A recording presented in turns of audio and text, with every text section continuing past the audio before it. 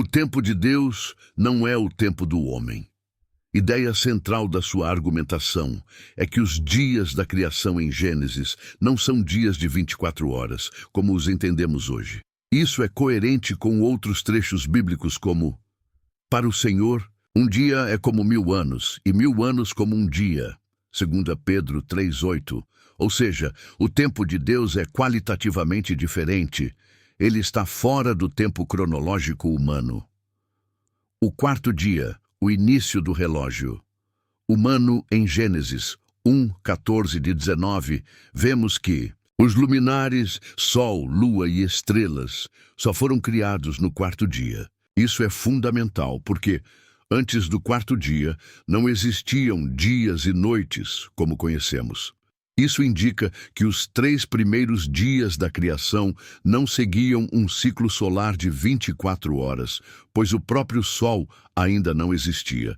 Portanto, esses dias estavam sob uma medida de tempo divina, não terrestre. A criação do universo sob o relógio de Deus, se considerarmos que o universo tem aproximadamente 13,8 bilhões de anos, segundo estimativas científicas modernas, e que Deus não está limitado pelo tempo humano.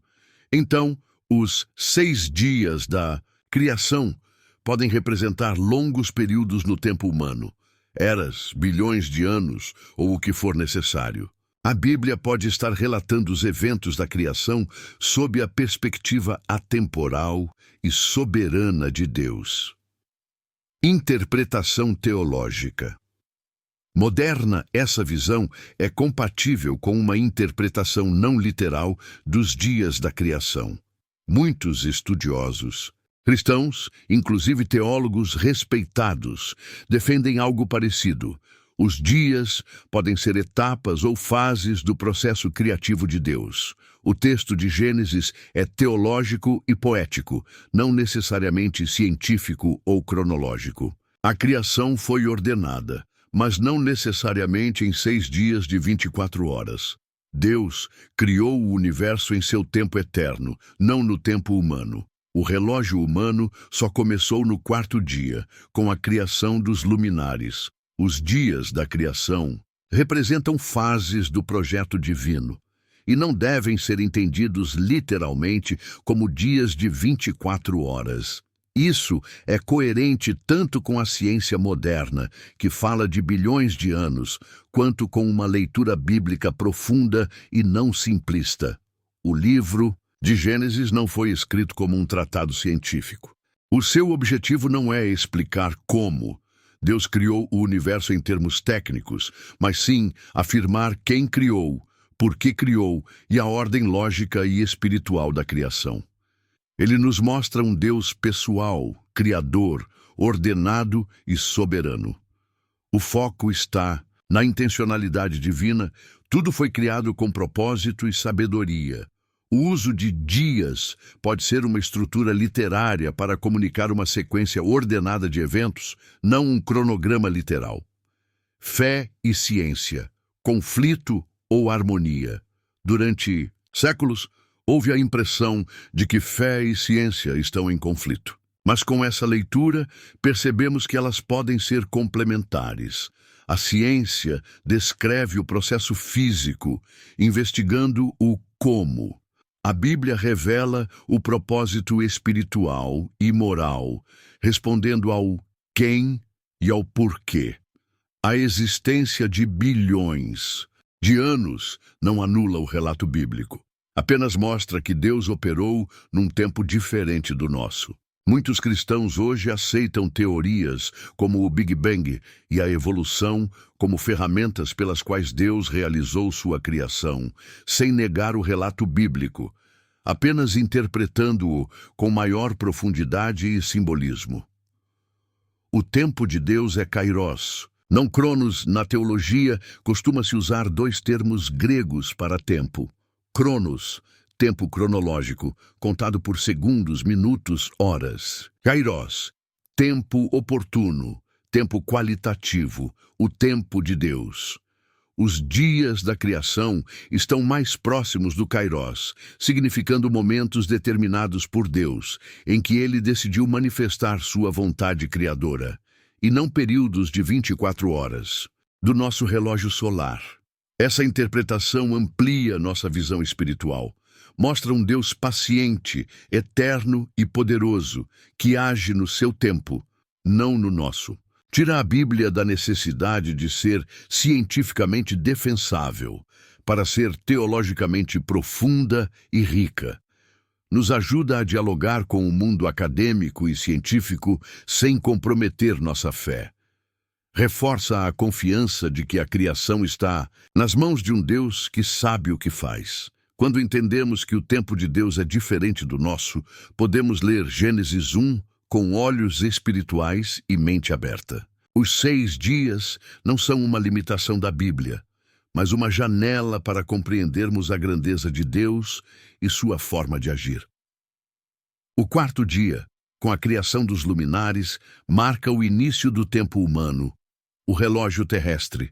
Mas tudo o que foi feito antes já estava plenamente sob o governo do tempo eterno de Deus. Assim, não há contradição entre um universo de 13,8 bilhões de anos e os 6 dias da criação, porque esses dias pertencem ao relógio de Deus, e para ele, um dia é como 1000 anos, e 1000 anos como um dia.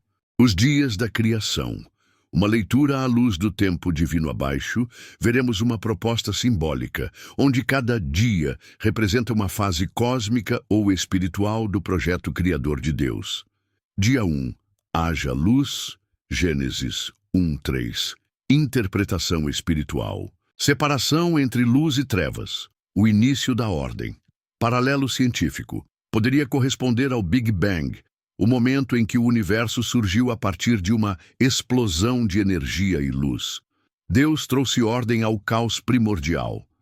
E viu Deus que a luz era boa, e fez separação entre a luz e as trevas. Gênesis 1:4. Dia 2, separação das águas, Gênesis 1:6-8. Interpretação espiritual. Organização dos céus, criação da atmosfera. Paralelo científico, pode representar a formação da Terra primitiva, com sua atmosfera se separando da massa líquida do planeta. Os primeiros processos químicos da vida começam a se organizar. Dia 3. Terra seca e vegetação. Gênesis 1:9-13. Interpretação espiritual. Deus faz surgir a fertilidade e a vida vegetal. Paralelo científico. Pode corresponder à era em que os continentes se formaram e surgiram as primeiras formas de vida vegetal, como algas e plantas primitivas, essenciais para a futura vida animal. Dia 4. Luminares. Gênesis 1:14-19. Ponto-chave da sua reflexão. É aqui que Deus cria os astros visíveis e estabelece o tempo humano. E para sinais, e para tempos determinados, e para dias e anos. Gênesis 1:14. Paralelo científico. O Sol e as estrelas já existiam, mas é possível que, simbolicamente, aqui represente a formação de uma atmosfera transparente, permitindo que os corpos celestes fossem vistos da Terra. A partir deste ponto, podemos dizer que começa o relógio humano baseado no ciclo solar. Dia 5. Animais marinhos e aves. Gênesis 1:20-23. Interpretação espiritual. Criação dos seres vivos móveis, que preenchem os espaços da Terra. Paralelo científico. Reflete a explosão cambriana, período em que houve uma explosão de biodiversidade nos mares, seguido do surgimento de aves pré-históricas. Aqui, a vida começa a se diversificar de forma espantosa. Dia 6, animais terrestres e o ser humano. Gênesis 1:24-31. Interpretação espiritual. Clímax da criação. O homem, imagem e semelhança de Deus. Paralelo científico. Surgimento dos mamíferos e, mais tarde, do ser humano. A ciência aponta o Homo sapiens com cerca de 200 mil anos, um piscar de olhos no tempo cósmico. Façamos o homem à nossa imagem. Gênesis 1:26. Dia 7. O descanso de Deus. Gênesis 2:1-3. Interpretação espiritual. O descanso não é inatividade, mas plenitude. Deus contempla e sustenta a criação. Paralelo espiritual. Entramos agora no tempo da história humana, o tempo da responsabilidade, da liberdade, da moral, da relação com o Criador. O que isso significa para nós? A leitura literal, não. É a única maneira. Há uma riqueza simbólica e teológica na narrativa de Gênesis. Essa leitura respeita tanto a fé cristã tradicional quanto os avanços científicos modernos. Reconhece que Deus é Senhor do tempo e que sua criação transcende os nossos limites cronológicos. Fortalece a fé, porque mostra que Deus está no controle desde o início e em cada fase. Se você chegou até aqui e gostou do tema, se inscreva no canal, deixe seu like, comente e compartilhe.